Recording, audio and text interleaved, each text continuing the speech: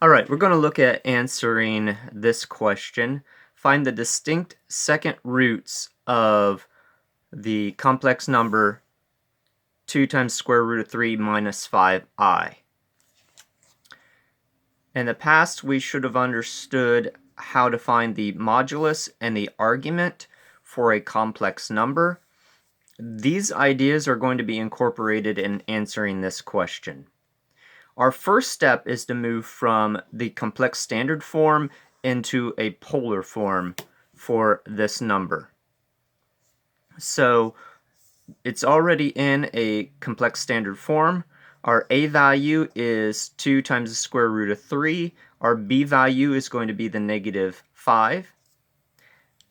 And to move into polar form, we need the argument, and we also need the modulus. R is the same as modulus. So the first thing we're going to do is we're going to calculate the modulus and the argument for this complex number.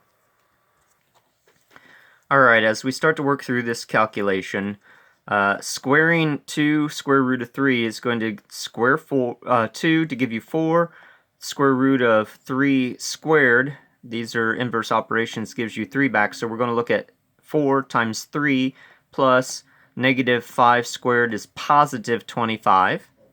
Looking over here, when we put this in our calculator, you want to make sure that you are in radian mode, and you're going to get approximately negative 1.343835 and so on. That's in radians. You need to determine where you're supposed to be rounding in this process because this is going to be an irrational number here. Alright, carrying on with this, we have 12 plus 25, and we're taking the square root of that. So when you do this, this is irrational also. You get 6.08 and so on. For the purposes of our calculations, we are going to take this out to 4 decimal places. So we're going to round in this region, and we're going to round in this region. Step 2 is to apply this formula. This formula will give you the pth distinct roots.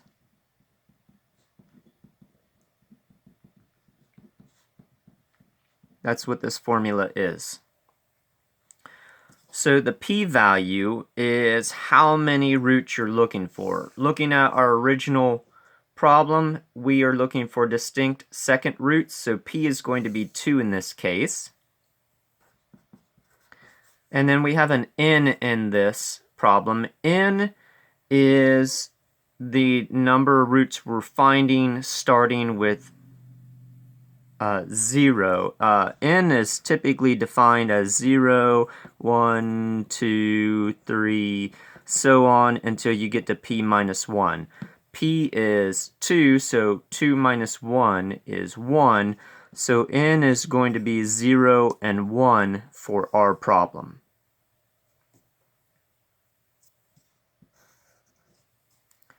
So for our specific problem, p is going to be 2, n is going to be 0 and 1. We're going to do this formula and have 2 calculations on it. One where we put in 0, the next calculation we put in 1. So let's start substituting in values here. So our R value was this number here, and I said we were going to do 4 values after the decimal. So we're looking at 6.0828 to the 1/2 power, because p is 2. That's being multiplied by the cosine of the argument here, which is this, and we want to make sure that we have the same number decimals that we want, negative 1.3438, and then we're adding 2 pi n, and that's all divided by p, which is 2 in our case. I'm going to add that to I times sine of the same angle here. So negative 1.3438 plus 2 pi n divided by 2. So this will tell us what we need to know as we plug in these values. So first of all, let n equals 0 and plug 0 into this.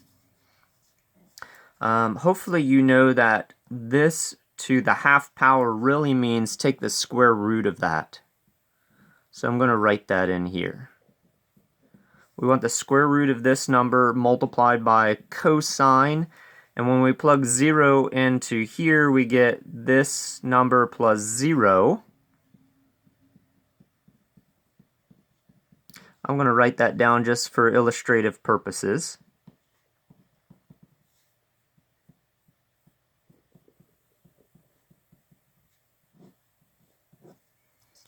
Alright, so when we simplify this, this will be the first distinct root that we are looking for.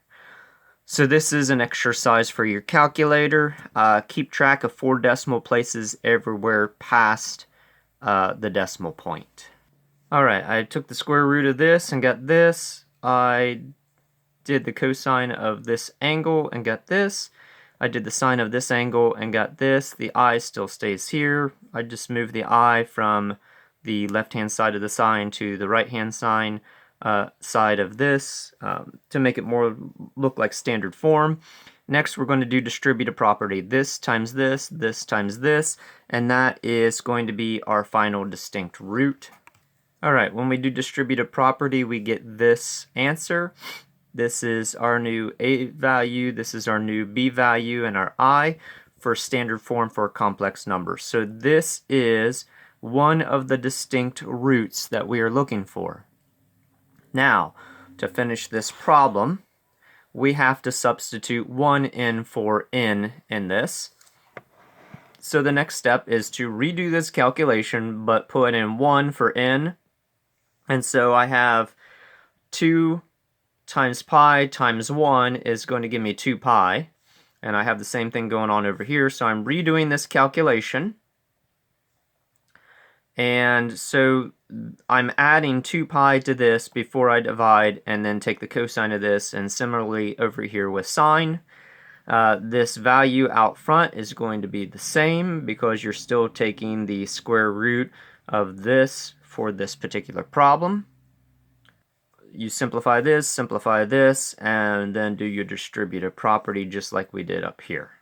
Alright, when we simplify this, we get negative 0.7826. When we simplify this, we get 0.6225i. This is the same.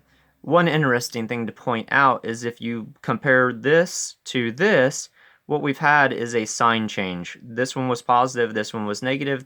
This time, this one is negative, this one is positive.